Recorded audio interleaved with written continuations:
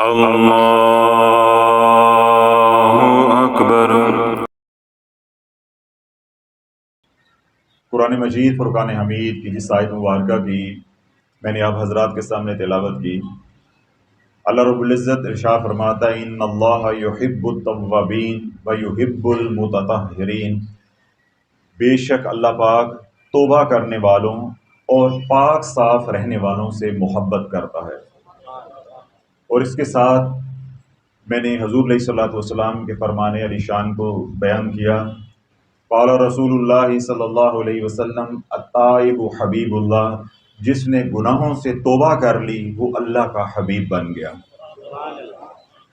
آپ حضرات اتنی دور سے سفر کر کے آئے ہیں، اتنی گرمی میں کرایہ بھی لگایا، وقت بھی لگایا، جو سفر کے مصائب ہیں، تکلیفیں ہیں، پریشانیاں ہیں، ان کو بھی آپ نے برداشت کیا۔ پھر انشاءاللہ محفل کے بعد آپ خیر وفیت کے ساتھ اپنے گھروں کو بھی لوٹیں گے۔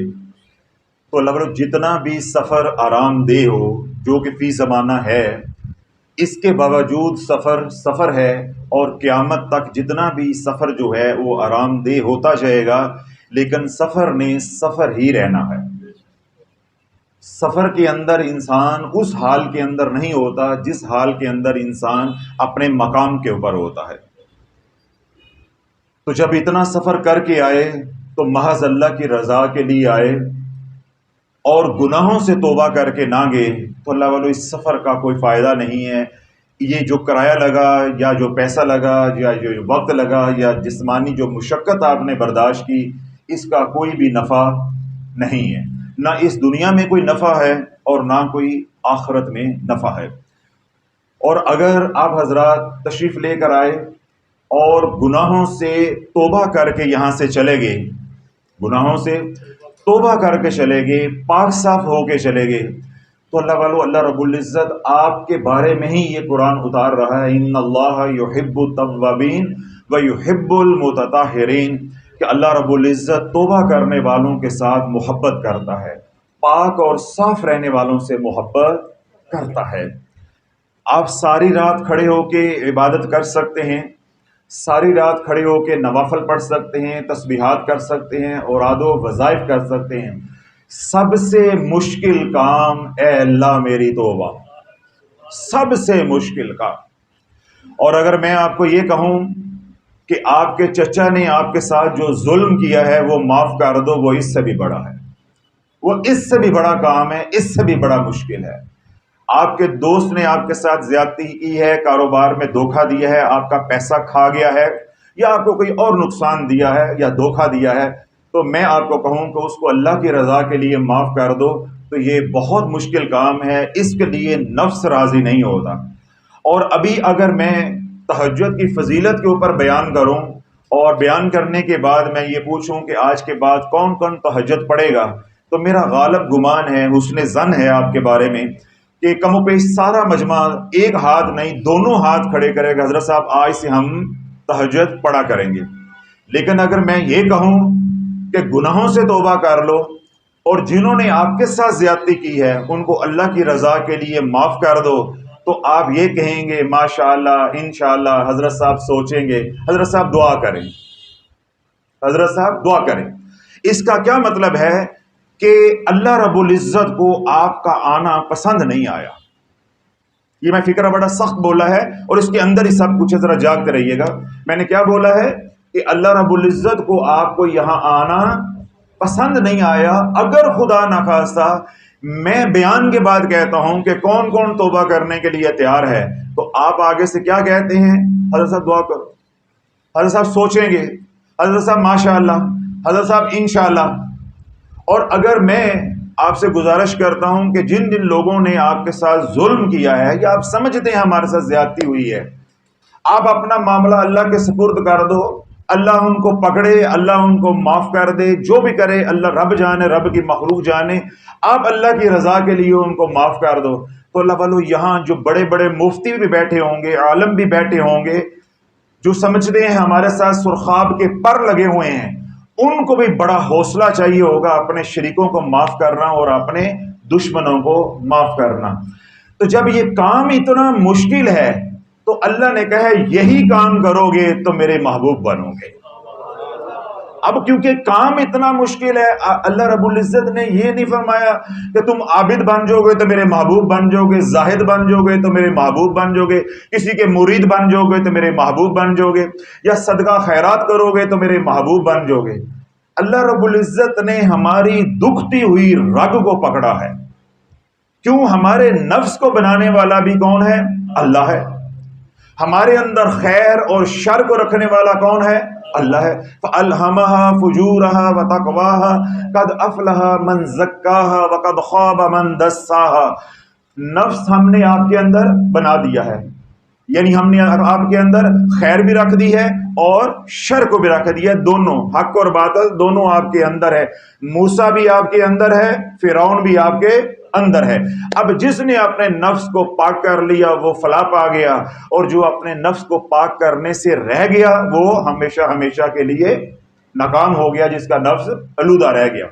اب اللہ بولو آپ خیرات کرنے پہ تیار ہو جاؤ گے، حج عمرہ کرنے پہ تیار ہو جاؤ گے، اسی طرح رات کو اٹھ کے عبادت کرنے پہ تیار ہو جاؤ گے، میں 1.25 کلومیٹر لمبا وظیفہ بتاؤں گا وہ کرنے پہ بھی تیار ہو جاؤ گے، یا کوئی صدقہ خیرات بتاتا ہوں وہ کرنے پہ بھی تیار ہو جاؤ گے، اور یہاں تک اگر میں ساتھ تھوڑا سا تویز کا تڑکا لگا دوں اور یہ کہوں کہ یہ صدقہ آدھی رات کو قبرستان اور یہ تویز دبا کر آنا ہے قبر میں، اور یہ مرغی یا بکرے کی سری قبرستان میں پھینک کر آنی ہے، تو آدھی رات کو جانے کے لیے تیار ہو جاؤ گے۔ لیکن اگر میں ہی کہوں کہ اپنے دشمنوں کو معاف کر دو، جن گناہوں میں آئے ہو خانقاہ سے نکلنے سے پہلے ان گناہوں سے توبہ کر لو، تو نفس اندر سے کہے گا اچھا ابھی فلاں کام کر لیں پھر سوچتے ہیں، ابھی میں یہ کام کر لوں پھر میں سب کر دوں، داڑھی رکھ لوں گا، اب میں داڑھی نہیں ابھی رکھ سکتا۔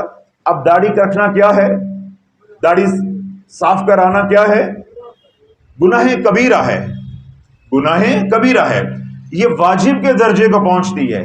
کس شخص کو معلوم نہیں ہے کہ داڑھی صاف کرنا گناہ ہے؟ کوئی بندہ یہاں بیٹھا ہو جس نے آج پہلی بار میرے سے سنا ہو کہ داڑھی صاف کرنا جو ہے وہ گناہ ہے؟ کوئی بیٹھا ہو، کوئی نوجوان کو بچہ بھی بیٹھا ہو، وہ کہے جی مجھے معلوم نہیں تھا حضرت صاحب، میں نے تو آپ سے سنا ہے کہ داڑھی صاف کرنا گناہ ہے۔ اس کا مطلب ہے جو کرتے ہیں انہیں بھی معلوم ہے یہ گناہ ہے، لیکن نفس راضی نہیں ہے۔ کوئی مجمع میں بیٹھا ہو، وہ یہ کہ حضرت صاحب مجھے معلوم نہیں تھا، مجھے ابھی پتا چلا رشوت لینا گناہ ہے، کوئی ہے؟ نہیں ہو سکتا۔ کوئی مجمع میں بیٹھا ہو یہ کہے کہ حضرت صاحب مجھے ابھی معلوم ہوا ہے کہ ذخیرہ اندوزی کرنا، بہنوں کا حصہ کھانا، عشر یا زکوٰۃ دبانا یہ گناہ ہے، مجھے پہلے معلوم نہیں تھا۔ کوئی مجمع میں بندہ بیٹھا ہوا ہے، ہر بندے کو معلوم ہے۔ اس کا کیا مطلب ہے کہ نفس توبہ کرنا نہیں چاہتا، اللہ نے تیرے سے ابھی پیار نہیں کیا، اللہ نے تجھے ابھی قبول نہیں کیا۔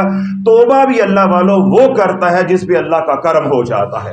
اللہ یجتبی الیہ من یشاء ویہدی الیہ من ینیب، اللہ جس کو قبول کر لیتا ہے پھر اس کو اپنا بنا لیتا ہے، اور جس کو قبول کرتا ہے اس کی قبولیت کی نشانی یہ ہے کہ اس کو توبہ کی توفیق عطا فرما دیتا ہے۔ اس لیے رب فرماتا ہے ان اللہ یحب التوابین ویحب المتطہرین۔ اللہ آج جس موضوع پہ میں تھوڑا سا کلام کرنا چاہتا ہوں وہ تھوڑا سا تکنیکی ہے۔ اسی آیت مبارکہ کے 2 حصے ہیں۔ اللہ رب العزت بے شک توبہ کرنے والوں سے اور پاک صاف رہنے والوں سے محبت کرتا ہے۔ اس کو 2-3 مرتبہ میں پڑھ چکا ہوں ابھی تک، ان اللہ یحب التوابین ویحب المتطہرین، اللہ بے شک گناہوں سے توبہ کرنے والے اور پاک صاف رہنے والوں سے محبت کرتا ہے۔ ترجمہ بھی میں نے کیا، آپ حضرات نے پہلے بھی سنا ہوا ہے۔ کبھی آپ نے غور کیا ویحب المتطہرین، اللہ پاک صاف رہنے والوں سے محبت کرتا ہے۔ آپ کے ذہنوں میں یہ ہے کہ جو ظاہراً پاک صاف رہتے ہیں ان سے اللہ محبت کرتا ہے۔ جو ظاہراً پاک صاف رہتے ہیں، اللہ والو ظاہری پاک صاف ہونا اس کی ثانوی حیثیت ہے، اس کی ثانوی حیثیت ہے، دوسری حیثیت ہے، کم درجے کی حیثیت ہے۔ جس موضوع پہ میں آپ سے آج کلام کرنا چاہتا ہوں، اللہ ان سے پیار کرتا ہے جو اپنے اندر کو پاک صاف کر لیتے ہیں، میں نے تو کہا تھا کہ تھوڑا سا مشکل ہے تو توجہ رکھیں کہ انشاءاللہ بات سمجھ آ جائے گی. یعنی جو ظاہری مضمون ہے وہ تو آپ علماء سے بھی سن لیتے ہیں، مساجد میں بھی آپ یہ اس آیت مبارکہ کے اوپر جو وہ کلام یا بیان سنتے ہیں. ہمارا موضوع ہوتا ہے باطن. تو اللہ رب العزت ان سے پیار کرتا ہے جو اپنے باطن کو پاک صاف کرتے ہیں. اب میں دلیل دیتا ہوں، انشاءاللہ آپ کے دل میں بات اتر جائے گی. آپ حضرات خانقاہ تشریف لے کر آئے ہیں، تو کیا خانقاہ آنے سے پہلے سب نے آنے سے پہلے گناہوں سے توبہ کی ہے؟ جس حال میں تھے، جو گناہ بھی آپ کرتے تھے، اسی گناہ کے ساتھ آپ خانقاہ آ گئے ہیں. یہ اللہ کی توفیق ہے، اللہ کا کرم ہے. اللہ مجھے بھی آپ کو یہاں لے آیا کہ یہاں میری اور میرے رسول علیہ الصلوۃ والسلام کی بات ہوگی. پھر جس جس کے دل کے اوپر میں تجلی فرماتا جاؤں گا، جس جس کو میں قبول کرتا جاؤں گا، وہ توبہ کرتا جائے گا، اس کو میں اپنا قرب اور معرفت عطا کرتا جاؤں گا. کچھ کے اوپر میں حجت تمام کر دوں گا اور کچھ کے اوپر میں رحمت تمام کر دوں گا. نہیں سمجھ آئی؟ کچھ کے اوپر میں حجت تمام کر دوں گا اور کچھ کے اوپر میں رحمت تمام کر دوں گا. جو آئے جیسے آئے ویسے ہی چلے گئے، ان پہ حجت پوری ہو جائے گی. جو گناہ گار آئے توبہ کر کے چلے گئے، ان پہ رحمت تمام ہو جائے گی. اب بیٹا بات سمجھ آ گئی؟ جو گناہ گار آئے پھر گناہوں سے توبہ کر کے چلے گئے، جس گناہ میں بھی آئے، جس گناہ میں بھی آئے. اب ہم سارے ایک گناہ کے مرتکب تو نہیں ہو رہے، کوئی کچھ کر رہا ہے، کوئی کچھ کر رہا ہے. تو جس گناہ میں جو آیا اس گناہ سے توبہ کر کے چلا گیا، تو اللہ والو وہ ہے اللہ یجتبی الیہ من یشاء. یہ وہ خوش نصیب ہے جس کو اللہ نے قبول کر لیا ہے، اس کے اوپر اللہ کی رحمت تمام ہو گئی ہے. اور جو جیسا آیا ویسا ہی چلا گیا، ان کے اوپر حجت تمام ہو گئی. اب میں آپ کو ایک اور دلیل دیتا ہوں، انشاءاللہ یہ نقطہ آپ کو سمجھ آ جائے گا، پھر بات آگے بڑھائیں گے. حضور علیہ الصلوۃ والسلام کی بارگاہ میں یعنی مدینہ پاک میں منافق بھی آ رہے ہیں. کون آ رہے ہیں؟ منافق بھی آ رہے ہیں، مسلمان بھی آ رہے ہیں، مومن بھی آ رہے ہیں. اور حضور علیہ الصلوۃ والسلام کے جو ظاہری اور باطنی دشمن ہیں وہ بھی آ رہے ہیں، کفار مشرکین بھی آ رہے ہیں. تو بالخصوص مسلمان بھی آ رہے ہیں اور منافق بھی آ رہے ہیں، اہل ایمان بھی آ رہے ہیں، منافق بھی آ رہے ہیں. تو کسی سوال کرنے والے نے سوال کیا کہ بارگاہ رسالت ہے، حضور علیہ الصلوۃ والسلام کی بارگاہ ہے، تو وہاں منافق کیسے آ سکتا ہے؟ وہاں منافق کیسے آ سکتا ہے؟ تو اللہ والوں نے جواب دیا، اگر منافق وہاں نہ آئے، اللہ اپنے گھر میں بھی کافر اور مشرک کو آنے نہیں دیتا. اللہ کہتا ہے پہلے ایمان لے کر آؤ پھر میرے گھر آؤ. اور جو ایمان والا بھی ہے اس کو بھی کہتا ہے کہ پہلے وضو کرو، پاک اور صاف ہو، اگر غسل جنابت ہے ناپاک ہو تو غسل کرو پھر میرے گھر آؤ. یعنی ایمان والے کی ظاہری اگر غلاظت ہے، ناپاکی، اللہ کہتا ہے وہ بھی صاف کرو. اور اگر کسی کی باطنی نجاست ہے یعنی مشرک ہے تو اللہ کہتا ہے اس سے بھی توبہ کرو پھر میرے گھر آنا ہے. اللہ نے تو اپنے گھر کے دروازے کر دیے ہیں بند، انہی کے لیے کھلے رکھے ہیں جو توبہ کر کے آئیں گے یا اپنے ظاہر کو پاک کر کے آئیں گے، وہ اللہ کے گھر میں داخل ہو سکتے ہیں، کوئی دوسرا اللہ کے گھر میں داخل نہیں ہو سکتا. منافق کہاں جائیں گے؟ وہ اللہ کی مخلوق نہیں ہے. کافر کہاں جائیں گے؟ مشرکین کہاں جائیں گے؟ یہود و نصارہ کہاں جائیں گے؟ کیا وہ اللہ کی مخلوق نہیں ہے؟ کل قیامت کے دن وہ میدان محشر میں کھڑے ہو کے جب یہ کہیں گے کہ یا اللہ تو نے سارے دروازے بند کر دیے، میں توبہ کرنا چاہتا تھا، کس کے در پہ جا کے توبہ کرتا؟ سمجھ آ رہی بات؟ یا اللہ میں توبہ کرنا چاہتا تھا، میں توبہ کرنے پہ راضی تھا، میں شرک چھوڑنا چاہتا تھا. یا ہمارے جیسا کوئی کہتا میں گناہ چھوڑنا چاہتا تھا، اے اللہ تو نے مسجد کا دروازہ بھی بند کر دیا، اپنے محبوب کا دروازہ بھی بند کر دیا، پھر بتا میں کس در پہ جاتا؟ پھر میں کس در پہ جاتا؟ تو اللہ والو، اللہ رب العزت نے ظاہری اور باطنی ناپاکی کی حالت میں اپنے گھر کا دروازہ بند کیا ہے. لیکن آپ ظاہری طور پہ ناپاک ہیں یا باطنی طور پہ ناپاک ہیں، کوئی بھی ہے دنیا میں قیامت تک کے لیے اپنے محبوب کا دروازہ کھلا رکھا ہے، اپنے محبوب کا دروازہ کھلا رکھا ہے. اب یہاں پہ سوال یہ ہوتا ہے کہ دروازہ کیوں کھلا رکھا ہے؟ تو اللہ والو دروازہ اس لیے کھلا رکھا ہے کہ جو توبہ کرنا چاہتا ہے اس پہ اوپر میں رحمت کو تمام کرتا جاؤں گا، جو اپنی دشمنی میں شام کو تمام کرنا چاہتا ہے اس کے اوپر میں حجت کو تمام کرتا جاؤں گا۔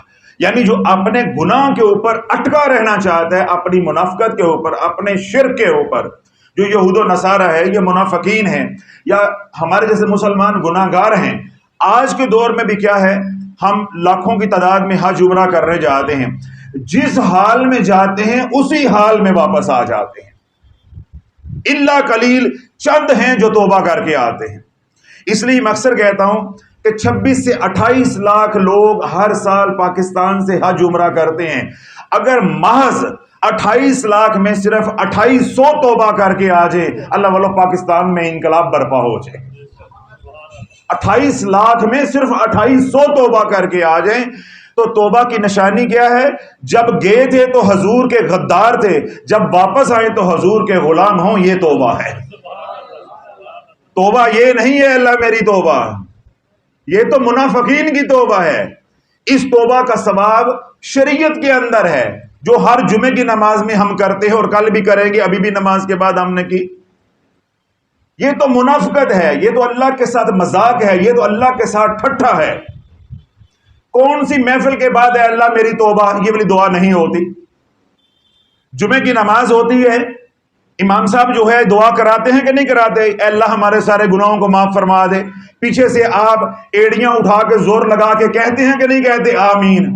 تو پھر کر کے توبہ نکلتے ہو، بلکہ جو سب سے اچھی جوتی ہوتی ہے اس پہ نگاہ ہوتی ہے، یہ پا کے نکل جائیے، اور اگر کسی کی جیب اتھے چڑھ جائے تو کٹ کے نکل جائیے۔ تو یہ کون سی توبہ کر کے آئے؟ تو یہ منافقین کا طرز عمل ہے۔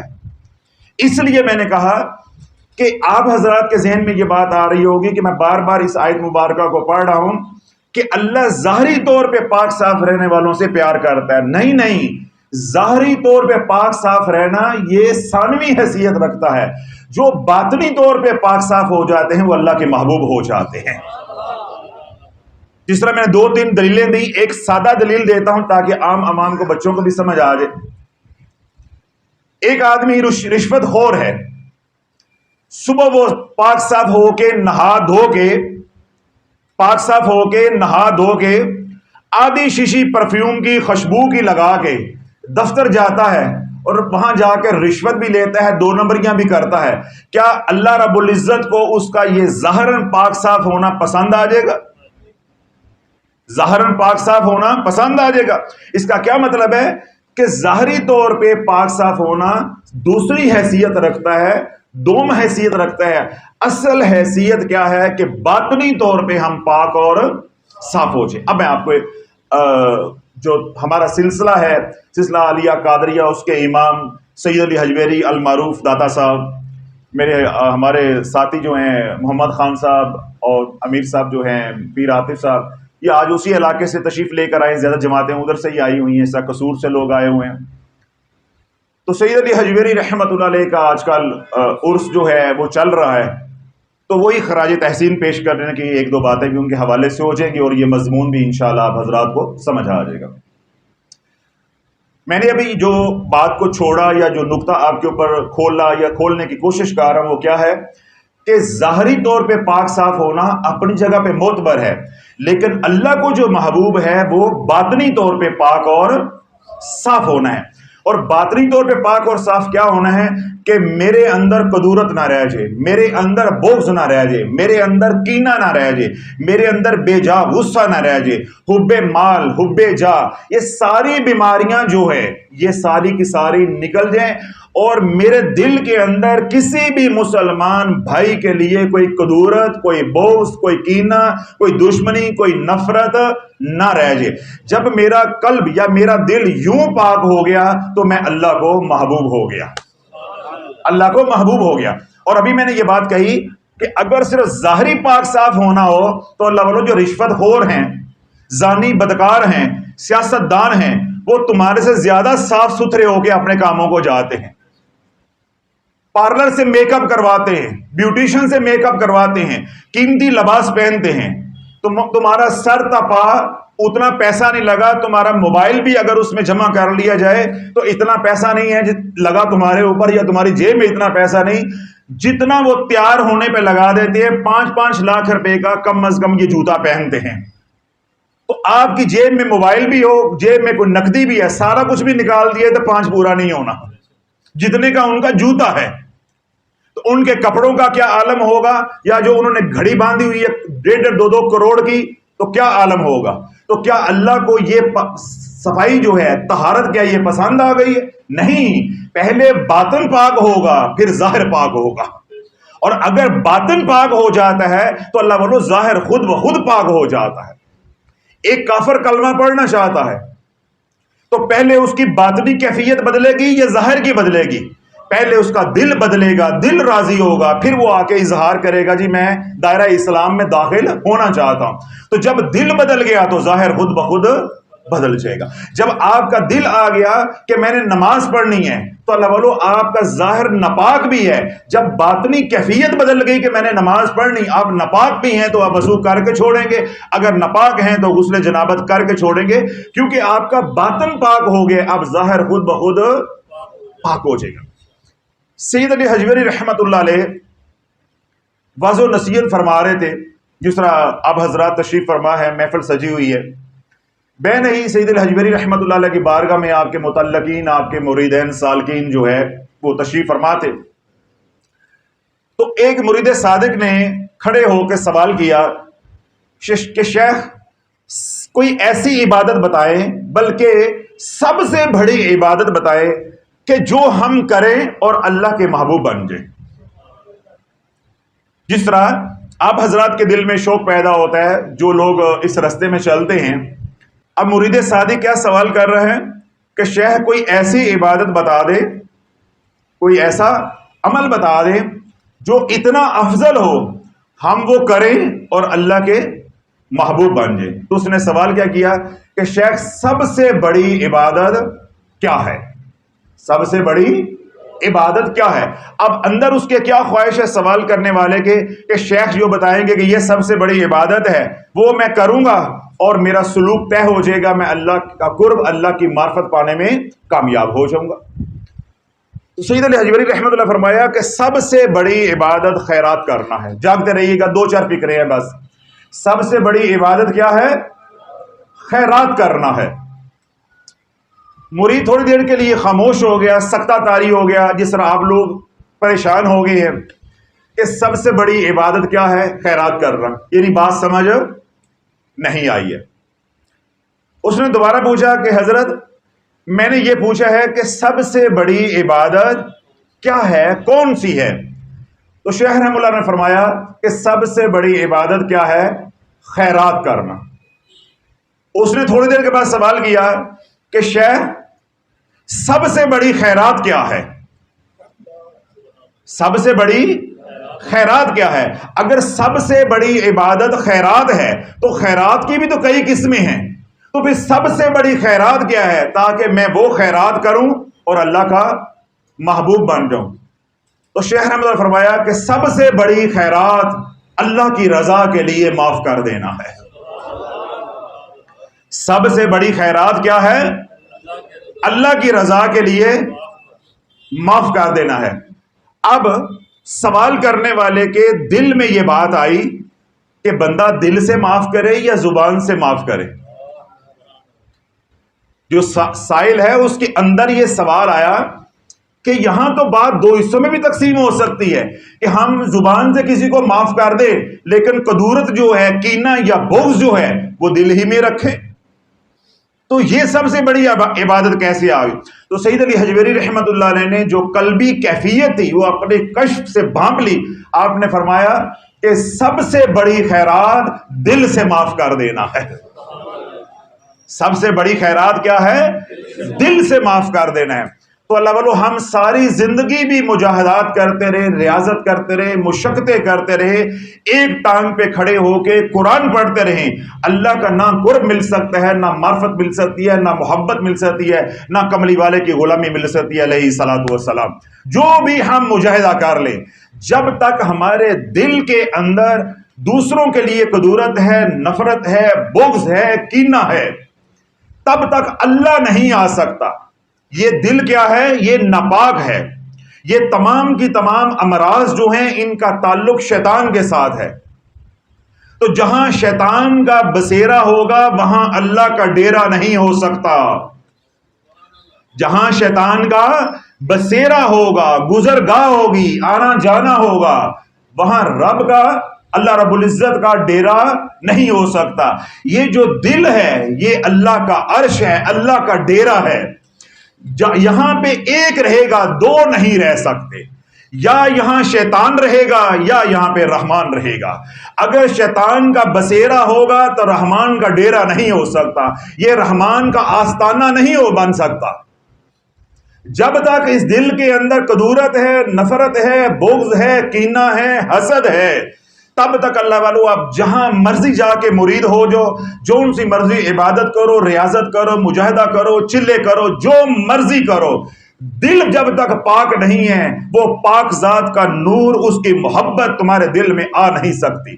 اور ایک بار اگر اللہ تمہارے دل میں آ گیا پھر وہ ذات ہے، جب آ جاتا ہے پھر چھا جاتا ہے۔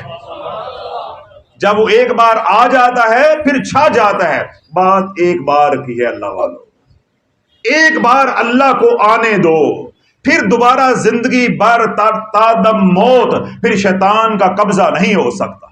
وہ اتنا ڈاڈا ہے، اتنا قوی ہے، اتنا تگڑا ہے، جب اس نے ایک بار تیرے قلب کے اوپر قبضہ کر لیا پھر اس کو پہلے وہ ویران کرے گا، پھر اپنی رضا اور منشا کے مطابق پھر اس کو آباد کرے گا، پھر ایسا آباد کرے گا جدھر تو دیکھتا جائے گا تو بھی لوگوں کو آباد کرتا جائے گا۔ وہ تجھے پھر ایسا بنا دے گا جیسا وہ چاہتا ہے۔ پھر جدھر تو نگاہ کرے گا جو تو چاہے گا وہی ہوگا۔ یہی بابا فرید رحمت اللہ فرمایا ہے کہ فرید نے 40 سال وہ کیا جو رب نے چاہا، اب رب وہ کرتا ہے جو فرید چاہتا ہے۔ اب رب وہ کرتا ہے جو فرید چاہتا ہے۔ تو اللہ والو ایک بار اپنے رب کو اپنے عرش پہ آنے دو، اپنے دل میں آنے دو، اس کی محبت، اس کی رحمت کو آنے دو۔ جب رب کی رحمت آ جائے گی، رب کی رحمت چھا جائے گی، جب تمہارے دل پہ رحمت کا قبضہ ہو جائے گا پھر وہاں سے شیطان نکل جائے گا۔ ایک بار رب کی رحمت نے قبضہ کر لیا پھر تا دم موت شیطان وہاں پہ آ نہیں سکتا۔ یہی بات اللہ رب العزت نے قرآن میں اتاری، الا عبادک منہم المخلصین، اے اللہ جو تیرے مخلص ہے ان پہ میرا بس نہیں چلتا۔ کیوں؟ اندر اللہ آ گیا ہے، اللہ آ گیا ہے، اللہ چھا گیا ہے۔ تو جہاں اللہ ہوگا، جہاں رحمان ہوگا وہاں شیطان نہیں ہو سکتا، اور جہاں شیطان ہے وہاں رحمان کی رحمت نہیں ہو سکتی۔ اب انسان جو ہے کلمہ تو پڑھ لے لیکن کام کفار مشرکین والے کرے، اندر حسد رکھے، اندر بغض رکھے، اندر کینہ رکھے، اور اپنے بھائی کے لیے رکھے، اپنے عزیز و اقارب کے لیے رکھے، اور یہ کہے کہ میں اللہ کا مقرب ہو گیا ہوں، اور ماتھا اور ناک رگڑ رگڑ کے یہاں محراب ڈال لے اور لوگوں کو بتائے کہ میں نمازی ہوں۔ اللہ کو ایسی نمازوں کی حاجت نہیں ہے۔ ایسے نمازیوں سے اللہ کے درجے بلند نہیں ہوتے۔ اللہ کہتا ہے تو ایک نماز نہ پڑھ، تو ایک نماز نہ پڑھ، تو ادھر توبہ کر، ادھر مر جا، میں تب بھی تجھے قبول کر لوں گا۔ مجھے تیری نمازوں کی حاجت نہیں ہے کہ تو 80 سال نمازیں پڑھ کرا، 50 سال نمازیں پڑھ کرا، میں صرف یہ چاہتا ہوں تو توبہ کر کے آ، تو توبہ کر کے آ۔ اللہ بولو یہ نمازیں، یہ عبادات، یہ خانقاہی نظام، ریاضت، مجاہدہ، یہ ہمارے ایمان کی محافظ چیزیں ہیں۔ جو اللہ نے ہمیں ایمان کی نعمت دی ہے، یہ اعمال ایمان کی حفاظت کرتے ہیں۔ تو اللہ کو نہ ان اعمال کی ضرورت ہے۔ اگر سارے کے سارے یزید بن جائیں اللہ کا مقام کم نہیں ہوتا، اگر سارے کے سارے با یزید بن جائیں تو اللہ کا مقام رتی برابر بھی بڑھتا نہیں، وہ اس سے مبرہ ہے، وہ اس سے پاک ہے۔ مقام کم ہوتا ہے تو میرا تیرا، مقام بڑھتا ہے تو میرا تیرا بڑھتا ہے۔ تو سید علی حجویری رحمۃ اللہ نے کیا بات ارشاد فرمائی کہ سب سے بڑی عبادت خیرات ہے، اور سب سے بڑی خیرات معاف کر دینا ہے۔ پھر اس سے بڑی بھی عبادت کیا ہے کہ دل سے معاف کر دینا ہے۔ سید علی حجویری رحمۃ اللہ فرمانے لگے اسی مرید کو صالح کو مخاطب کر کے جس نے سوال کیا تھا کہ جب تو دل سے دوسرے کو معاف کر دے گا، بس وہی لمحہ ہے کہ اللہ تیرے اور اپنے درمیان جتنے بھی پردے ہیں، حجاب ہیں، سب کو اٹھاتا جائے گا اور تجھے اپنے قریب کرتا جائے گا۔ تو میں نے بیان کے شروع میں یہ بات کہی تھی کہ اگر میں تہجد کے موضوع کے اوپر کلام کروں تو بعد میں پوچھوں کہ کون کون تہجد پڑھنے کے لیے تیار ہے، تو میں نے کہا تھا میں حسن ظن رکھتا ہوں سب آپ کہیں گے ہم تہجد پڑھنے کے لیے تیار ہیں۔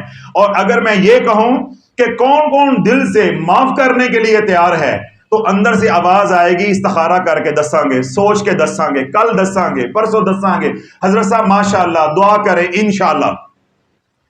یعنی پھر اندر سے یہ آواز آئے گی۔ اس کا کیا مطلب ہے کہ نفس راضی نہیں ہے۔ جب تو اللہ سے یاری لگانے پہ راضی نہیں ہے، تیرا اللہ کے بغیر گزارا ہو رہا ہے، تو اے مسلمان تو شرم سے مر کیوں نہیں جاتا؟ اگر تیرا اللہ کے بغیر گزارا ہو رہا ہے تو اللہ کا تیرے بغیر گزارا کیوں نہیں ہو سکتا؟ تو اگر مجھے کہتا ہے کہ انشاءاللہ ماشاءاللہ حضرت صاحب بات کل بتاؤں گا، سوچ کے بتاؤں گا، دعا کریں، یہ منافقین والے طرز عمل میں سے اختیار کرتے ہو، فکرے بولتے ہو، تو اس کا کیا مطلب ہے کہ تیرا اللہ کے بغیر گزارا ہو رہا ہے۔ اگر تیرا ہو رہا ہے تو اللہ کا نہیں ہو رہا، اللہ کا نہیں ہو رہا۔ معاذ اللہ اللہ تیرا محتاج ہے، تو اللہ کا ہر پل ہر حال میں محتاج ہے۔ محتاج ہونے، عاجز ہونے کے باوجود تیرا رب کے بغیر گزارا ہو رہا ہے، تو جو کسی کا محتاج نہیں، اللہ الصمد ہے وہ، تو اس کا گزارا نہیں ہوگا۔ تو پھر آج نہیں تو کل، کل نہیں تو پرسوں ذلیل تو نے ہو کے رہنا ہے۔ وہ آج بھی عزتوں والا ہے، کل بھی عزتوں والا ہے، اور ہمیشہ کے لیے عزتوں والا ہے۔ اس کی عزت پہ رتی برابر بھی فرق نہیں آنا۔ گلی محلوں میں عزت تار تار ہوگی تو تیری ہوگی، قبر کے اندر تو پریشان ہوگا تو ہوگا، پھر حشر میں نشر ہوگا تو تیرا ہوگا، حشر میں نشر ہوگا تو تیرا ہوگا۔ تو اللہ والو اگر آج یہیں بیٹھے بیٹھے جنہوں نے تمہارے ساتھ ظلم کیا ہے ان کو دل سے معاف کر دیتے ہو، جن پریشانیوں میں آئے ہو اللہ تمہاری پریشانیوں کو دور فرما دے گا۔ کسی وظیفے کی ضرورت نہیں ہے، کسی عمل کی ضرورت نہیں ہے۔ آپ کتنا مان لے کر آئے، میرے پاس کرایہ لگا کر آئے، ہم حضرت صاحب کے پاس جا رہے ہیں، حضرت صاحب کوئی وظیفہ دیں گے، کوئی دعا کریں گے، کوئی اللہ اللہ بتائیں گے، کوئی ہمیں لٹکانے کے لیے، دبانے کے لیے، جلانے کے لیے، پلانے کے لیے دیں گے، ہماری بگڑی بن جائے گی۔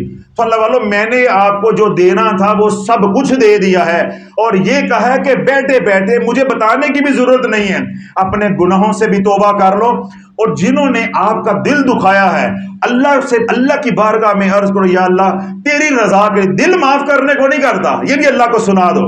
ہم چھوٹے لوگ ہیں نا، کمی کمین ہیں، ہم چھوٹے لوگ ہیں، کمی کمین ہے، اللہ کو جتلا بھی دو، اللہ کو جتلا بھی دو، اللہ دل معاف کرنے کو نہیں کر رہا۔ جو انہوں نے ہمارے ساتھ کی ہے نا، کتے والی، میری ماں کے ساتھ زیادتی کی، میرے باپ کے ساتھ زیادتی کی، میرے فلاں دادا کے ساتھ زیادتی کی، ہماری جائیداد پہ قبضہ کیا، وغیرہ وغیرہ، جو ظلم انہوں نے ڈھائے ہیں، اللہ کو جتلا بھی دو، اللہ کو بتلا بھی دو، جو کہ جانتا بھی ہے، پھر بھی اپنی تسلی کر لو، اے اللہ معاف کرنے کو دل نہیں چاہتا، معاف کرنے کو دل نہیں چاہتا، میں چھوٹا ہوں، حوصلہ نہیں پڑ رہا، لیکن فقیر کی بات سنی ہے، تیری محبت میں، تیری رضا کے لیے اپنے نفس کے اوپر، اپنے دل کے اوپر پتھر رکھ کے تیری رضا کے لیے معاف کر رہا ہوں۔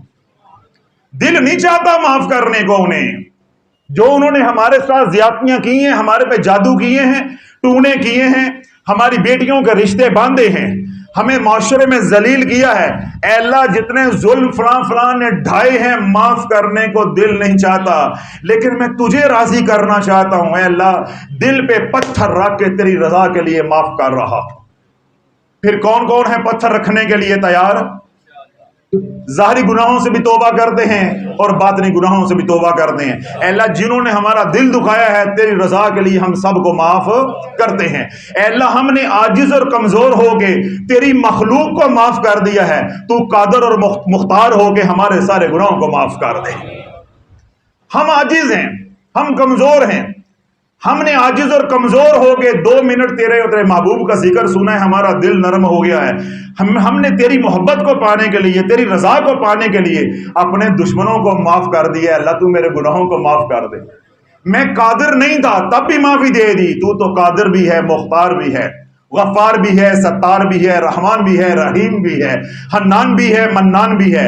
اے اللہ تو ساری صفات کا مالک ہے، اور سب سے بڑھ کے کیا ہے، فعال لما یرید، جس بات کا تو ارادہ کر لیتا ہے تو کر گزرتا ہے، تجھے کوئی پوچھنے والا نہیں ہے، مجھے تو زمانہ پوچھنے والا ہے، اپنا نفس اندر سے جھنجھوڑ کے مجھے پوچھنے والا ہے، میرے گھر والے اہل و عیال میرے سے پوچھنے والے ہیں، ہر بندہ میرے سے سوال کرنے والا، رکاوٹ کھڑی کرنے والا ہے۔ اے اللہ تجھے تو کوئی پوچھنے والا نہیں ہے، میں نے ساری رکاوٹیں تیرے پیار میں، تیری محبت میں توڑ دی اور اپنے دشمنوں کو معاف کر دیا۔ اے اللہ تو مجھے معاف کر دے، میرے گناہوں کو معاف کر دے، مجھے ہدایت عطا فرما دے اور مجھے ساری امت کے لیے ہدایت کا ذریعہ بنا دے۔ اس کے لیے سارے تیار ہیں؟ سارے تیار ہیں۔ بس آخری بات، اللہ رب العزت نے جو آپ کو توبہ کی توفیق دے دی، بس آخری بات اپنے دل میں یہ اتارنی ہے۔ ابھی آپ نے کیا کیا ہے؟ توبہ۔ بس اس توبہ کو ہوا نہ لگے۔ میں نے کیا کہا تھا؟ آخری بات کہہ رہا ہوں، اور ایک چھوٹے سے فکرے میں آپ کو کہہ دیے، آپ کو دے دی ہے۔ اس توبہ کو حضرت صاحب نہیں سمجھ آئی، نہیں سمجھ آئی۔ اگر سمجھ آئی ہوتی تو آواز نہ نکلتے۔ میں نے کیا فکرہ بولا ہے؟ اس توبہ کو اب پتہ چلا ہے۔ اس توبہ کو اللہ والو ہوا لگ گئی، یہ توبہ نہیں رہے گی۔ اس توبہ کو ہوا لگ گئی، اس کا اظہار زبان پہ ہو گیا کہ میں عاطف تجھے معاف نہیں کرنا چاہتا تھا، میں نے حضرت صاحب کے بیان سن کے تجھے معاف کیا ہے۔ اللہ والوں پہ سب کچھ اٹھ گیا، اس کے اندر اخلاص اٹھ گیا، سب کچھ گیا، پھر کوئی فائدہ نہیں ہے۔ میں نے کتنی بار آ کے منہ سے کہلوایا ہے، اس توبہ کو اب ہوا نہ لگے۔ اگر پیار اللہ سے کیا ہے، درمیان میں قید و نہیں آنا چاہیے۔ اب یہ محبت کا جو رشتہ ہے اللہ اور بندے کا، اس میں تیسرا نہیں آنا چاہیے، چاہے میں ہی کیوں نہ ہوں۔ آپ نے کس کو معاف کیا مجھے معلوم ہے؟ معلوم نہیں ہے۔ میں نے کس کو معاف کیا ہے آپ کو معلوم ہے؟ نہیں معلوم۔ تو جب معلوم ہی نہیں ہے تو پھر کیوں بتاتے ہو لوگوں؟ ایک آپ نے اچھا عمل کیا ہے کہ اللہ کی رضا کے لیے اپنے دشمنوں کو معاف کر دیا ہے، اب اس کے اوپر چوکیدارا کرنا ہے، پیرا دینا ہے کہ یہ میں نے راز کسی کو بتانا نہیں ہے کہ میں سب کو معاف کر چکا ہوں، کہ میں سب کو معاف کر چکا ہوں۔ جس کی رضا کے لیے میں نے معاف کیا، انہ علیم بذات الصدور، جو دلوں کے بھید ہیں وہ بھی جانتا ہے، تو مجھے بتانے کی کیا ضرورت ہے میں فلاں کو معاف کر چکا ہوں یا فلاں کو معاف نہیں کیا۔ تو اللہ والو جب اس کے اوپر پہرا دو گے تو سید علی حجویری رحمۃ اللہ فرماتے ہیں کہ جب تو نے دشمنوں کو معاف کر دیا، اپنے دشمنوں کو معاف کر دیا، دل کو پاک کر دیا اللہ کی رضا کے لیے، بس یہی ولایت کا پہلا قدم ہے، یہی ولایت کا پہلا قدم ہے۔ تو اللہ والو یہ اتنا آسان رستہ ہے، بس ایک بار نفس کے اوپر قدم رکھ کے کہو اے اللہ میری توبہ، اور دشمنوں کو معاف کر دو، دل پاک ہو جائے، ولایت کا دروازہ، اصلاح کا دروازہ کھل جاتا ہے، حضور علیہ الصلوۃ والسلام کی غلامی کا دروازہ کھل جاتا ہے۔ اگر یہ کام نہیں کرتے، ساری زندگی بھی وظیفے کرتے رہو گے، ریاستیں کرتے رہو گے، نہ دنیا ملے گی نہ آخرت ملے گی، ہر آنے والی گھڑی ذلت کا پیغام لے کر آئے گی، ہر گھڑی ذلت کا پیغام لے کر آئے گی۔ اب میں نے بزرگوں ابھی آپ کو کیا التجا کی ہے کہ جو توبہ کی ہے اور لوگوں کو جو معاف کیا ہے اس کو پی جاؤ، ہوا نہ لگے، اس کو کیا کرنا ہے؟ ہوا نہ لگے۔ جب ہوا نہیں لگے گی تو کیا ہوگا؟ اللہ نے آپ کو قبول کر لیا، پھر آپ کا طرز عمل بھی اولیاء اللہ کی طرح ہو جائے گا، اور اولیاء اللہ ہوا کیسے نہیں لگنے دیتے یہ میں آپ کو آپ کے گوش گزار کرتا ہوں۔ آپ میں سے وہ حضرات جو گلگت بلتستان، شمالی علاقہ جات، ادھر ان علاقوں میں آتے جاتے ہیں یا وہاں ان کو تعلق واسطہ آپ میں سے کسی کا، ان علاقوں کے اندر سندل کا درخت ہوتا ہے، ہمارے ان علاقوں کے اندر سندل کا درخت نہیں ہوتا۔ اگر آپ میں سے کسی کو لکڑی کی پہچان ہو، تھوڑا سا شعور ہو لکڑ کے بارے میں معلومات ہو، تو آپ کو علم ہوگا کہ سب سے مہنگی لکڑ سندل کی ہے۔ سب سے مہنگی لکڑ کس کی ہے؟ سندل کی۔ جو سب سے سستی لکڑ ہے وہ کیا ہے؟ بکین کی، سفیدے کی، آم کی، ککر کی۔ یہ جو آپ کے بیڈ بنتے ہیں یا آپ کے یہ صوفے بنتے ہیں، مسند یہ بنی ہے، اس کے اندر عمومی طور پہ جو بالکل ہلکی ترین کوالٹی کی لکڑ ہوتی ہے وہ ان کاموں کے لیے یا پھر جلانے کے لیے کام آتی ہے۔ لیکن جو سب سے زیادہ مہنگی لکڑ ہے وہ کس کی ہے؟ سندل کی۔ اب مجھے یہ تو معلوم نہیں ہے کہ اس وقت سندل کی لکڑ فٹ کتنے کی آ رہی ہے، لیکن میں یہ آپ کو بتا دیتا ہوں کہ سندل کی لکڑ کا جو برادہ ہے، یعنی جب اس کو مشین میں سے گزارتے ہیں یا رندہ لگاتے ہیں، جو برادہ اترتا ہے، وہ برادہ اس وقت 5,000 روپے کلو ہے۔ 5,000 روپے کلو ہے۔ باقی آپ حساب لگا لیں کہ فٹ کتنے کی ہوگی، یعنی وہ برادہ تو کسی کام کا نہیں ہے نا۔ تو برادے کے اندر ہوتی ہے خوشبو، تو وہ مختلف کاموں کے لیے وہ استعمال ہوتا ہے۔ جس طرح ہمارے پاس تبرکات ہیں تو ہم بعض دفعہ وہ منگواتے ہیں، اس لیے مجھے تھوڑا سا معلوم ہے اس کے بارے میں۔ تو وہ ہم پاؤ منگوائیں تو وہ یوں تول کے لفافے میں ڈال کے دیتے ہیں، اتنا بھی اوپر نہیں جانے دیتے کیونکہ ہزاروں روپے کا وہ ہے کلو۔ تو سندل کا جو درخت ہے، جس علاقے میں جس جگہ پہ سندل کا درخت ہوتا ہے تو وہ کیا کرتا ہے؟ اندر سے بھی پاک ہوتا ہے اور باہر سے بھی پاک ہوتا ہے۔ باہر سے بھی خوشبو نکل رہی ہے، اندر سے بھی خوشبو نکل رہی ہے۔ حقیقت میں اس کی جو خوشبو ہوتی ہے اس کی جڑوں کے اندر، اس کے تنے کے اندر ہوتی ہے۔ تو جب پانی وہ نیچے سے کھینچتا ہے تو وہ پھر خوشبو پتوں کے ذریعے باہر نکلتی ہے۔ اب یہاں پہ سندل کا درخت ہے تو اس کی جو خوشبو ہے وہ پورے 1 ایکڑ میں پھیل جاتی ہے۔ یعنی اب یہاں پہ سندل کا یہ درخت ہے تو اس کی جو خوشبو ہے 1 ایکڑ مربع کے اندر پھیل جائے گی، یعنی پورا اس کا ریڈیس کے اندر، سرکل کے اندر جو وہ پھیل جاتی ہے۔ اب سندل کی جو لکڑ ہے یا سندل کا اللہ والو جو درخت ہے، اس کا کمال یہ ہے کہ جتنے اس کے ہمسائے میں 1 ایکڑ کے اندر درخت ہوتے ہیں، وہ اپنی خوشبو کے اندر ان درختوں کو بھی رنگ دیتا ہے۔ جو نقطہ آپ کو دینا چاہ رہا ہوں وہ یہ ہے، اب جو یہ سندل کا درخت ہے، یہ جو اس کے آس پاس ہیں، یہ سندل کے پودے، یہ درخت نہیں ہیں۔ سندل کے درخت کا کمال یہ ہے کہ وہ اپنی خوشبو سے آس پاس کے پودوں کو بھی رنگ دیتا ہے۔ اس لیے اللہ والو، جہاں سندل کا درخت ہوگا، آپ کو 1 ایکڑ 1.5 ایکڑ پہلے، یعنی 1 فرلانگ پہلے ہی آپ کو سندل کی خوشبو آنا شروع ہو جائے گی۔ آپ ہر درخت کو کہو گے کہ یہ سندل کا ہے، یہ سندل کا ہے، یہ سندل کا ہے، لیکن وہ سندل کا نہیں ہوگا۔ وہ سندل کی صحبت اٹھا رہا ہے، خود سندل کا نہیں ہے۔ تو جس کی صحبت اٹھا رہا ہے اس نے اپنے آپ کو چھپا لیا ہے۔ تو جن کی صحبت میں رہ کے وہ رنگے گئے ہیں، ان کو زمانے میں عیا کر دیا ہے کہ عقل والوں کے لیے نشانیاں ہیں، اگر جن کو میں نے رنگا ہے ان کا یہ مقام ہے تو اصل کی کیا شان ہوگی۔ جن کو میں نے اپنے رنگ میں رنگ دیا ہے ان کا یہ مقام ہے، ان کے اندر سے خوشبو آ رہی ہے، تو ان کو دیکھ کے کہہ رہا ہے کہ یہ اللہ والے ہیں۔ جو حقیقی طور پہ اللہ والے ہیں ان کا کیا مقام ہوگا۔ تو اس لیے سندل کے درخت کو وہی پہچان سکتا ہے جس کو درخت کی پہچان ہے۔ اللہ والو، اس لیے بزرگان فرماتے ہیں کہ سندل کا درخت ہو یا اللہ والے ہوں، شاذ و نادر ہی ملتے ہیں، مقدروں سے ہی ملتے ہیں۔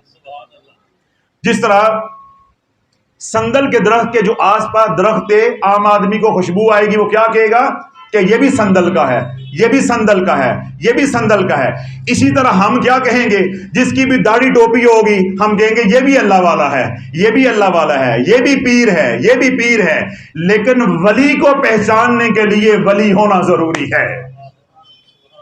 جس طرح سندل کے لکڑ کو پہچاننے کے لیے، درخت کو پہچاننے کے لیے اس کی فراست ہونا، اس کی معرفت ہونا، لکڑ کا علم ہونا، معلومات ہونا ضروری ہے، اسی طرح کسی اللہ کے ولی کو پہچاننے کے لیے اللہ کا ولی ہونا ضروری ہے۔ جب تک آپ کا باطن پاک نہیں ہے، اللہ والو، آپ ہر داڑھی ٹوپی والے کو کہو گے یہ اللہ کا ولی ہے، یہ اللہ کا ولی ہے۔ تھوڑے دن پہلے میں نے ذخیرہ اندوزی، ملاوٹ، اس طرح کے گناہوں کے اوپر بیان کیا، غالباً اسی ہفتے کی بات ہے۔ تو میں نے بیان کیا تو اس میں میں نے ایک بات کہی۔ میرے پاس ایک صاحب آئے، کبھی کبھی وہ آتے تھے تو یہ جو جگہ پیچھے ہے ٹیرس سا، یہاں بیٹھے ہوتے تھے کرسی پہ۔ تو ایک دن میرے پاس آئے تو مجھے آگے کہنے لگے، حضرت صاحب، سٹاک کرنا جائز ہے؟ جاگ رہے ہیں؟ کیا کرنا جائز ہے؟ سٹاک کرنا، یعنی ذخیرہ اندوزی کرنا جائز ہے۔ میں نے کہا جی مجھے پہلے یہ بتائیں کہ ذخیرہ اندوزی کرنی کس چیز کی ہے، تو اس کے مطابق بھی میں کوئی آپ کو رائے دے سکوں گا۔ تو کہنے لگا جی پہلے ہم نے کالے چنے سٹاک کیے تھے، یہ کالے چنے جو آپ گھر میں پکاتے ہیں یہ ہم نے سٹاک کیے تھے، اور آج کل ہم نے چینی سٹاک کی ہوئی ہے۔ تو میں نے کہا تو یہ تو اجناس ہیں، اجناس کو تو آپ سٹاک نہیں کر سکتے، اللہ کی مخلوق جو ہے وہ رل جائے گی، ذلیل ہو جائے گی۔ اور آج دیکھیں جو 80-90 روپے 100 والی چیز تھی وہ 150-250 پہ چلی گئی ہے۔ اس طرح آپ کالے چنے فرض کیا 100 روپے کلو آپ سٹاک کریں گے، وہ 300 روپے کلو پہ ہو جائیں گے، 400 روپے کلو ہو جائیں گے، تو لوگ جو تکلیف میں آ جائیں گے۔ میں کہ اس کی تو اجازت نہیں ہے۔ مجھے کہنے لگے کہ حضرت صاحب میں خود نہیں کر رہا، میرے ساتھ ایک مفتی صاحب ہیں، وہ طارق صاحب ہنس رہے ہیں، حالانکہ ان کو آواز پوری نہیں آتی تو وہ ہنس رہے ہیں کہ ایک کیڑا مفتی جم پہ آئے۔ بھائی مفتی آج نہیں جمع، یہ گلی محلے میں مفتی ہے، گھر گھر میں مفتی ہے۔ مفتی صاحب کے ساتھ میری پارٹنرشپ ہے، تھوڑے سے پیسے ان کے ہیں، باقی پیسے میرے ہیں۔ وہ مجھے کہتے ہیں فلان چیز لے کے سٹاک کر لو، میں سٹاک کر لیتا ہوں، وہ فون پہ سودا کرتے ہیں، میں جا کے آگے ڈلیوری دے دیتا ہوں، اور نئی جو آئٹم خریدنی ہوتی ہے وہ ہم خرید لیتے ہیں۔ تو پہلے ہم نے کالے چنے جو ہے وہ سٹاک کیے تھے، پھر وہ بیچے ہیں، اس سے کچھ پیسے بچ گئے، اور آج کل ہم نے چینی سٹاک کی ہوئی ہے۔ تو اللہ بولو جب مفتی اس طرح کے ہوں گے تو جو مقتدی ہیں ان کا کیا عالم ہوگا۔ اب اس مفتی کے اوپر بھی پگڑی ہے، داڑھی بھی ہے، سفید لباس بھی ہے، ہاتھ میں عصا بھی ہے، منبر رسول پہ بیٹھ کے وہ جمعے کی نماز بھی پڑھا رہا، خطبے بھی دے رہا ہے، اور آپ اس کو کیا سمجھ رہے ہو کہ یہ اللہ والا ہے، اور کام کون سے کر رہا ہے، خود بھی ذخیرہ اندوزی کر رہا ہے، اور ایک میرے مرید کو بھی اس کام پہ لگایا ہوا ہے جو توبہ کرنا چاہتا ہے، لیکن وہ اس لیے توبہ نہیں کر پا رہا کہ ایک مفتی صاحب ہیں، وہ بہتر جانتے ہوں گے، وہ تو یہاں بیانات سن سن کے ان کے دل میں اللہ نے خوف ڈالا تو انہوں نے میرے سے آ کے پوچھ لیا، وغیرہ وہ اندر کھاتے چلتے رہتے، جس طرح نظام چل رہا تھا تو وہ چلتے رہے۔ تو اللہ جب تک آپ ولی نہیں، آپ ولی کو پہچان نہیں سکتے۔ تو نبی کو پہچاننے کے لیے نبی ہونا ضروری ہے، ولی کو پہچاننے کے لیے ولی ہونا ضروری ہے، اور یہ درجہ اگر حاصل نہ ہو تو کم از کم اندر کا صاف ہونا ضروری ہے۔ جب اندر صاف ہو جائے گا پھر کیا ہوگا، جو اللہ کا ولی ہوگا وہ بولتا جائے گا، تیرے دل میں اترتا جائے گا، اور یہ اس بات کی نشانی ہوگی کہ تیرا آنا رب نے قبول کر لیا ہے۔ اور اگر کوئی اللہ والا بول رہا ہے اور اس کا بولنا تیرے دل میں نہیں اتر رہا تو کس بات کی دلیل ہے کہ اللہ نے فیضان کا حصہ تیرا یہاں نہیں رکھا، تیرا آنا یہاں قبول نہیں ہے، تیرا آنا یہاں قبول نہیں ہے۔ اللہ نے تیرے اوپر رحمت کو تمام نہیں کیا بلکہ اللہ نے تیرے اوپر حجت کو تمام کیا ہے، بس تو نے پھیرا لگانا تھا، پھیرا لگا کے چلا گیا۔ کل قیامت کے دن تو یہ کہے گا اللہ میں توبہ کرنا چاہتا تھا، کوئی اللہ والا نہ ملا، پھر رب کھاتا کھولے گا، تجھے میں نے فلاں کے پاس بھیجا تھا کہ نہیں بھیجا تھا، تجھے میں نے فلاں کے پاس بھیجا تھا کہ نہیں بھیجا تھا، تو کیسے کہتا کہ اللہ والا نہ ملا۔ تو اللہ بولو آج یہ رواج بن گیا ہے، فیشن بن گیا ہے، او جی آج والے اللہ والے کہاں ملتے ہیں، چور ڈاکو ہیں، لچے لفنگے عزتوں کے لٹیرے ہیں۔ یہ فکرہ ایک رواج بن گیا، تقیہ کلام بن گیا، ہر بندہ بولے جا رہا ہے، عورتیں ہیں وہ بھی بولتی ہیں، مرد ہیں وہ بھی بولتے ہیں، نوجوان ہیں وہ بھی بولتے ہیں، او جی آج اللہ والے کہاں ملتے ہیں۔ تو میں یہ کہتا ہوں چلو آج اللہ والے نہیں ملتے، آپ کی بات مان لیتا ہوں، کل اللہ والوں کی کیا یہ گھنٹہ گھر میں مارکیٹ تھی، یا کل اللہ والوں کی برادر روڈ لاہور میں مارکیٹ تھی، بھاٹی گیٹ میں وہ پھٹا لگا کے بیٹھتے تھے۔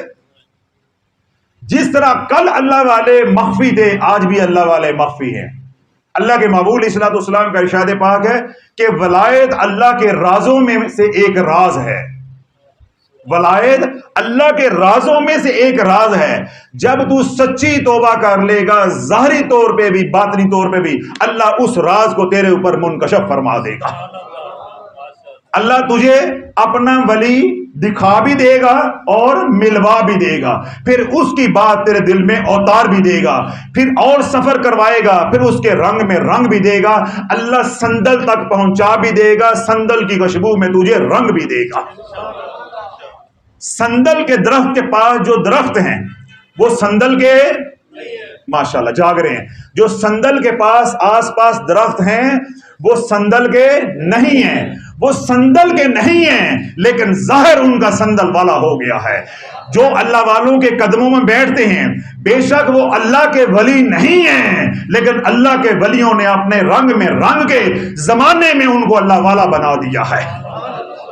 جس طرح ہم سندل کے پاس جو درخت ہے اس کو بھی سندل کا سمجھتے ہیں، جب تو کسی اللہ والے کے ساتھ تعلق جوڑ لے گا اللہ تجھے ایسی عزتیں عطا فرمائے گا کہ مخلوق خدا تجھے بھی اللہ والا سمجھے گی، تجھے بھی اللہ والا سمجھے گی۔ تو اللہ والوں جس کام پہ، جس گناہ پہ یا جس بات پہ توبہ کی ہے، ظاہری طور پہ بھی باطنی طور پہ بھی، اور بالخصوص اپنے دشمنوں کو جو معاف کیا ہے، اس بات کو ہم نے ہوا نہیں لگنے دینی۔ یا اللہ تیری رضا کے لیے معاف کیا ہے اور اب ہمیشہ کے لیے معاف کر دیا ہے، میں عاجز تھا، کمزور تھا، میں نے معاف کر دیا ہے، تو قوی ہے، عزیز ہے، مختار ہے، غفار ہے، ستار ہے، حنان ہے، منان ہے، اے اللہ تو اتنی شان والا ہے، مجھے سب پوچھنے والے ہیں، تجھے کوئی پوچھنے والا نہیں، تو مجھے معاف کر دے، تو مجھے معاف کر دے۔ اب اللہ جب آپ کے اوپر یہ کیفیت طاری ہو گئی، کون سی کیفیت؟ یہ کیفیت طاری ہو گئی، پھر اللہ کے اسم پاک یا ارحم الراحمین، یا ارحم الراحمین، یہ میں نے ساری جو بات آپ حضرات کے سامنے کی ہے اس موڑ پہ لے کر آنا تھا۔ اب ذرا توجہ رکھیے گا، اب آپ نے سب کو کیا کر دیا ہے؟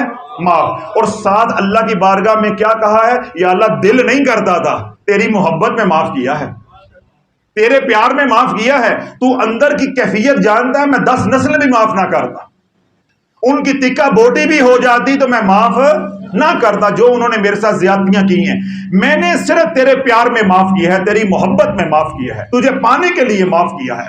تو پھر کیا ہوگا جب یہ آپ کے اوپر کیفیت ہو جائے تو اللہ والو ہاتھ اٹھاؤ، کہو یا ارحم الراحمین، یا ارحم الراحمین، یا ارحم الراحمین، آگے مانگو، تم مانگتے جاؤ، اللہ دیتا جائے گا۔ مجھے بتاؤ کہ یہ کوئی بڑا وظیفہ ہے؟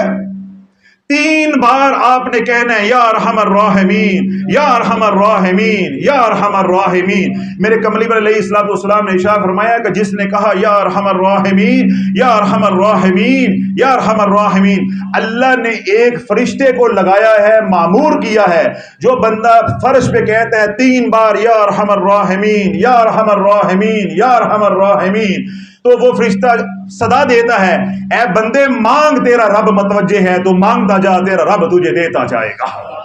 تو اللہ تعالیٰ جن دکھوں میں آئے ہیں، جن تکلیفوں میں آئے ہیں، کوئی بیماری میں آیا ہے، کوئی جادو کا لے کر آیا ہے سندیسا، کوئی اور تکلیف لے کر آئے ہو، کوئی مالی تنگ دستی کا سوال لے کر آئے ہو، بجائے کہ مجھے بتانے کے اور اپنا پیٹ ننگا کرنے کے، دل ہی دل میں کہو یا ارحم الراحمین، یا ارحم الراحمین، یا ارحم الراحمین۔ اے کریم رب، ہم یہاں آنے پہ قادر نہیں تھے، ہمیں اس در کا علم بھی نہیں تھا، لے کے آنے والا بھی تو ہے، اے اللہ تو خالی بھیج دے، تجھے جچنا نہیں ہے، تجھے جچتا نہیں ہے، تجھے جچتا نہیں ہے، میں اتنا کرایہ لگا کے آیا ہوں، میں اتنا پینڈا کر آیا ہوں، اتنی تکلیف میں آیا ہوں، تجھے معلوم ہے میرے چھوٹے چھوٹے بچے میں گھر میں اکیلا چھوڑ کر آیا ہوں، میری بیوی گھر میں اکیلی ہے، کاروبار میں بند کر آیا ہوں، مجھے ملازمت سے چھٹی نہیں مل رہی تھی، میں 10 جھوٹ بول کے چھٹی لے کر آیا ہوں، اے اللہ اس در سے بھی میں خالی چلا گیا، بتا پھر کون سا در ہے جس در سے خیرات ملے گی، جس در سے خیرات ملے گی۔ بس اللہ سے دل ہی دل میں باتیں کرتے جاؤ اور پکارتے جاؤ یا ارحم الراحمین، یا ارحم الراحمین، یا ارحم الراحمین۔ کسی وظیفے کی ضرورت نہیں ہے، کسی چلے کی ضرورت نہیں ہے، کسی ریاضت کی ضرورت نہیں ہے، میں آپ کو گھسیٹ کے اس موڑ پہ لے آیا ہوں، جو مانگو گے وہ ملے گا، اپنے لیے مانگو تب ملے گا، میرے لیے مانگو تب ملے گا، ساری امت کے لیے مانگو تب بھی ملے گا، مانگنا تیرا کام ہے، دینا تیرے رب کا کام ہے۔ حضور علیہ الصلوۃ والسلام کا گزر ہوا، جس طرح آپ لوگوں کی آنکھوں میں آنسو ہیں اور آپ نے ہاتھ اٹھائے ہوئے ہیں یا ارحم الراحمین، یا ارحم الراحمین، یا ارحم الراحمین بول رہے ہیں، حضور علیہ الصلوۃ والسلام کا گزر ہوا تو ایک نمازی نماز پڑھنے کے بعد یوں ہاتھ اٹھا کے زارو قطار رو رہا ہے یا ارحم الراحمین، یا ارحم الراحمین، یا ارحم الراحمین۔ حضور علیہ الصلوۃ والسلام نے جب اس کو کرلاتے ہوئے اور رب کو رحمت والی صفات سے پکارتے ہوئے دیکھا تو اللہ کے نبی علیہ الصلوۃ والسلام نے ارشاد فرمایا، اے بندے مانگتا کیوں نہیں ہے، رب دینے پہ ہے، اب مانگتا جا، اب مانگتا جا، تیرا رب تیری طرح متوجہ ہے، اس کی رحمت متوجہ ہے، اب تو مانگتا جا۔ تو اللہ بولو یہ کوڈ ہے، یہ پاس ورڈ ہے، اللہ کے رحمت کے خزانے، اللہ کی رحمت کے دروازے، باب رحمت کو کھولنے کی جو چابی ہے، پاس ورڈ ہے، کی ہے، وہ ہے یا ارحم الراحمین، یا ارحم الراحمین، یا ارحم الراحمین۔ جب آپ نے 3 بار یہ چابی کو یوں گھمایا تو یہ دروازہ، یہ باب کھل گیا، اب کھل گیا ہے، کھولنے والے نے دروازہ کھول دیا ہے، اب جو تو لوٹنا چاہتا ہے لوٹ لے، جو لینا چاہتا ہے وہ تو لے لے۔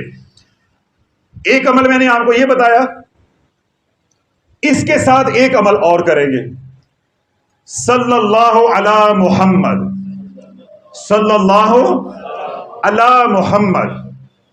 یہ امام مالک رحمت اللہ علیہ کا درود پاک ہے، صلی اللہ علی محمد۔ یہ کتنے حرف ہیں، کتنے لفظ ہیں؟ 4۔ صلی اللہ علی محمد 4 حرف ہیں۔ اللہ کے نبی علیہ الصلوۃ والسلام نے ارشاد فرمایا کہ جس نے محض اتنا کہا صلی اللہ علی محمد، اس کے اوپر اللہ 70 رحمت کے دروازے کھولے گا، 70 دروازے رحمت کے کھولے گا۔ اب میں ساری بات کو اکٹھا کر دیتا ہوں، یہ عمل آپ نے کرنا کیسے ہے۔ آپ نے نماز پڑھ لی عشاء کی، یا رات کو آخری پہر میں یہ عمل کرنے کے لیے بیٹھے، یا فجر کے بعد بیٹھے، جو بھی آپ کو وقت آسانی ہے، پہلے آپ 1 تسبیح، 2 تسبیح، 3 تسبیح اس درود پاک کی پڑھیں۔ کون سا درود پاک؟ صلی اللہ علی محمد، صلی اللہ علی محمد۔ امام مالک کا یہ درود پاک ہے، اللہ کے نبی علیہ الصلوۃ والسلام نے حدیث مبارک کتابوں کے اندر یہ وارد ہوا ہے۔ اللہ کے نبی علیہ الصلوۃ والسلام نے اس کے فضائل کو بیان کرتے ہوئے کیا فرمایا ہے کہ جو یہ پڑھے گا صلی اللہ علی محمد، اللہ اس کے اوپر رحمت کے 70 دروازے کھولے گا۔ اب آپ نے نماز پڑھ لی، آپ کی بیٹیوں کے رشتے نہیں ہو رہے، مالی تنگ دستی ہے، گھر میں بیماری ہے، جادو ہے، لڑائی جھگڑا ہے، کوئی جائیداد کا مسئلہ ہے، کوئی تھانہ کچہری ہے، کوئی اور لا علاج بیماری ہے، یا کوئی اور تکلیف ہے جس کے لیے آپ یہاں تشریف لے کر آئے ہیں۔ آپ کیا کریں گے؟ نماز پڑھنے کے بعد 1 تسبیح، 2 تسبیح، 3 تسبیح، صلی اللہ علی محمد، صلی اللہ علی محمد، صلی اللہ علی محمد۔ رحمت کے دروازوں کے اوپر دستک دیتے جاؤ، دیتے جاؤ، دیتے جاؤ۔ جب تمہارے اوپر کیفیت یہ آ جائے کہ تمہاری آنکھوں سے آنسو جاری ہو جائے، یا تمہارے اوپر رکت طاری ہو جائے، یا تمہارے جسم کے یہ جو رونگٹے ہیں، بال ہیں، یہ کھڑے ہو جائے، بس یہ وہ نقطہ ہے، یہ وہ موڑ ہے، یہ وہ وقت ہے۔ اس وقت پہ آپ نے 3 بار کہنا ہے، یا ارحم الراحمین، یا ارحم الراحمین، یا ارحم الراحمین۔ پھر اللہ والو جو میرے سے مانگنے آئے ہو اللہ سے مانگ لینا، میں تو دینے پہ قادر نہیں ہوں، وہ سب کچھ دینے پہ قادر ہے، وہ تمام خزانوں کا مالک ہے۔ یہ میں نے آپ کو پورا پیکج دیا ہے، پورا طریقہ دیا ہے کہ صرف پڑھنا نہیں ہے، اللہ سے مانگنا ہے، اللہ کی رحمت کو جھنجھوڑنا ہے، اللہ کی رحمت کو اپنی طرف متوجہ کرنا ہے۔ اللہ بولو ہم وظائف پڑھتے ہیں، وظائف پڑھنے سے کام نہیں بنتا، اللہ کو منانے سے کام بنتا ہے۔ وظائف آپ کو کتابوں سے بھی مل جائیں گے، یوٹیوب سے بھی مل جائیں گے، سوشل میڈیا سے بھی مل جائیں گے، گلی محلوں میں لونڈے لپاڑے ہیں، مائی بابے ہیں، ان سے بھی مل جائیں گے، لیکن اللہ کو پکارنے کا، اللہ کی رحمت کو متوجہ کرنے کا طریقہ نہیں ملے گا، طریقہ نہیں ملے گا۔ یہ آپ کو اللہ والوں سے ملے گا، جو ہمیں ملا وہ ہم نے آپ کو دے دیا، وہ امانت آپ تک پہنچا دی۔ اب آپ نے اس عمل کو کیسے کرنا ہے؟ جب رات کو، دن کو، جس وقت بھی یہ عمل کرنے کے لیے بیٹھیں تو پہلے آپ نے آپ کو درود پاک پڑھ کے یکسو کریں گے، 1 تسبیح، 2 تسبیح، 3 تسبیح۔ جب میں نے آپ کو نشانیاں بھی بتا دی ہیں، تب تک آپ نے دعا کے لیے ہاتھ نہیں اٹھانے جب تک رونگٹے کھڑے نہ ہو جائیں، آنکھوں سے آنسو جاری نہ ہو جائے، یا رکت طاری نہ ہو جائے، یا چوتھی بات کہ سرور کے اندر آپ نہ آ جائیں، جذب کی کیفیت طاری نہ ہو جائے، یعنی آپ کا یہ دل کر رہا ہو اللہ تو دے کے راضی ہے تو میں لے کے راضی ہوں، اے اللہ اگر تو روک کے راضی ہے تو میں روکنے پہ راضی ہوں، اے اللہ میں تیری رضا پہ راضی ہوں۔ درود پڑھے جاؤ اور اندر یہ خیال چلتا جائے، یہ گھڑی بھی قبولیت کی ہے، یہ کیفیت بھی قبولیت کی ہے۔ اگر رونگٹے کھڑے ہو جائیں تو یہ گھڑی بھی مانگنے کی ہے، اگر آنسو جاری ہو جائیں تو یہ گھڑی بھی مانگنے کی ہے۔ اسی طرح اگر رکت طاری ہو جائے، خوف آنا شروع ہو جائے تو یہ گھڑی بھی مانگنے کی ہے۔ کیوں؟ اللہ کبھی تجلی جمالی ڈال کے متوجہ کرے گا، کبھی اللہ تجلی جلالی ڈال کے متوجہ کرے گا۔ جب ان کیفیات میں سے کوئی کیفیت تجھے نصیب ہو جائے تو سمجھ جانا کہ میرے رب نے روڑا مار کے مجھے ہیلو کہہ دیا ہے، میرے رب نے مجھے اپنی طرف متوجہ کر لیا۔ اب ہاٹ لائن، اللہ ہاٹ لائن پہ ہے، اب میں اللہ کے ساتھ رابطے میں آ گیا ہوں، بس اب تو نے کہنا ہے 3 بار یا ارحم الراحمین یا ارحم الراحمین یا ارحم الراحمین۔ آگے وہ بولنا ہے جو میرے سے بولنے آئے ہو، جس کے لیے آپ نے ٹوکن لیا ہوا ہے۔ دیکھو میں نے کتنے پیارے طریقے سے آپ کو بھی اور خود کو بھی تنگ گلی سے نکالا ہے۔ اب ٹوکن بعد میں لے کر میرے پاس آؤ گے؟ یعنی آج میری جان چھوٹ گئی، پھر آج میری جان چھوٹ گئی نا پھر تو اللہ والو دیکھو ہم دونوں گھر راضی ہو گئے۔ اب اتنی لمبی بات میں وہاں ہر بندے کو تو نہیں سمجھا سکتا تھا، اس لیے میں نے سب کے سامنے سمجھا دیا ہے کہ اللہ والو آپ میرے پاس آئے ہو تکلیفوں کے ساتھ، یہ آپ کا حسن ظن ہے، میرے رب کا کرم ہے کہ اللہ نے آپ کے دل میں ڈالا، ورنہ اللہ والو میں تو اپنی سانس کا مالک نہیں ہوں۔ اگر میرے ہاتھ میں کچھ ہو تو میں سب سے پہلے گرمی کو کم کروں، سب سے پہلے گرمی کو کم کروں، کم از کم پسینہ تو نہ آئے۔ تو اللہ والو میرے ہاتھ میں نہیں ہے، کس کے ہاتھ میں ہے؟ اللہ کے ہاتھ میں ہے۔ ہمارا اللہ سے ترلا ہے، منت ہے، عرضی ہے، گزارش ہے، مان جائے مہربانی ہے، ڈاڈا ہے، تگڑا ہے، نہ مانے کوئی زور نہیں ہے، کوئی زور نہیں ہے اس کے آگے، ہمارا ترلا ہے۔ اور پھر جب وہ ترلا نہیں مانتا پھر ہمیں ایک آسرا ہے۔ اب میں پوری بات سنا دیتا ہوں۔ ہمارا رب کے سامنے آپ نے کہا جی میرے گھر جادو ہے، میرے گھر جی بیماری، میں فلاں کام کے لیے آیا ہوں، ہم رب کی بارگاہ میں کیا کریں گے؟ ترلا۔ وہ مان جائے اس کی مہربانی ہے اور نہ مانے تو زور نہیں ہے، لیکن ہمیں ایک پیچھے آسرا ہے، اگر نہیں مانے گا تو پھر کملی والے کا وسیلہ ہے، پھر کملی والے کا وسیلہ ہے۔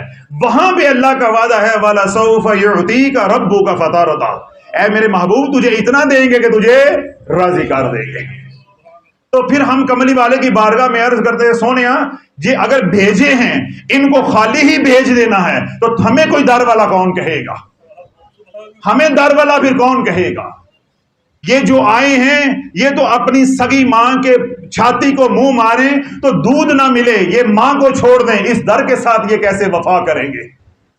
اگر یہ خالی آئے تو خالی چلے گئے، تو پھر ہم نے کیا کرنا ہے؟ رب کی بارگاہ میں ترلا، اگر وہ نہیں مانتا تو پھر کملی والے کی بارگاہ میں استغاثہ کہ سونے ہوں تو جانتا تیرا رب جانے، تیری امت آئی ہوئی ہے، تیرے امتی آئے ہیں، خالی چلے گئے تو میرے در کی توہین نہیں ہے، یہ در مصطفیٰ علیہ الصلوۃ والسلام کی توہین ہے معاذ اللہ۔ تو اللہ اپنے محبوب کے در کی توہین ہونے دے گا؟ وہاں تو اللہ کا وعدہ ہے وَلَسَوْفَ يُعْطِيكَ رَبُّكَ فَتَرْضَىٰ، جس کے لیے میرا کملی والا ہاتھ اٹھا دے گا اس کے لیے میں راضی ہی راضی ہوں۔ تو اللہ والو یہ سارا طریقہ میں نے آپ حضرات کو سمجھا دیا ہے، جن تکلیفوں کے اندر ہیں، پریشانیوں کے اندر ہیں، مصیبتوں کے اندر ہے، جو سوال آپ لے کر آئے ہیں اس اسم اعظم کو آزماؤ، یہ عمل دن میں بار بار کرو، ہر نماز کے بعد کرو، نماز کے باہر بھی کر سکتے ہیں، کہیں بیٹھے ہوئے وہاں 10 15 20 مرتبہ درود پاک پڑھو، اگر یہ کیفیت آ جاتی اللہ سے مانگو۔